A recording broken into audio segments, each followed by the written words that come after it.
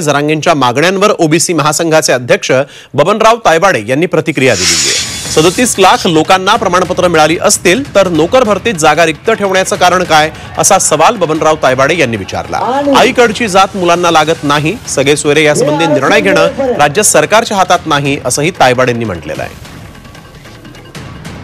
तर 37 लाख लोकांना प्रमाणपत्र मिळाले, उर्वरित लोकांनाही लवकरच 4 दिवसाच्या आत प्रमाणपत्र मिळतील असं त्यांनी सांगितलं। मग हे सर्व लोकांना ओबीसीचे प्रमाणपत्र मिळाले, मग जागेमध्ये पुन्हा कशाला जागा रिक्त ठेवायच्या? मग तर सर्वांनाच आरक्षण झालं। पितृसत्ताक पद्धती असल्यामुळे वडिलांचीच जात ही त्याच्या नातेवाईकाला म्हणजेच मुलाला, मुलीला, बहिणीला लागत असते। आईकडली जात मुलाला किंवा मुलीला लागत नाही, त्याच्यामुळे आईकडल्या नातेवाईकांना प्रमाणपत्र आईच्या याच्यावरती द्या। जर आपण नवऱ्याकडील यांना म्हटलं तर ते बरोबर होणार नाही, त्याच्यावरती सरकार काय विचार करतो ते आपण रात्रीपर्यंत बघू।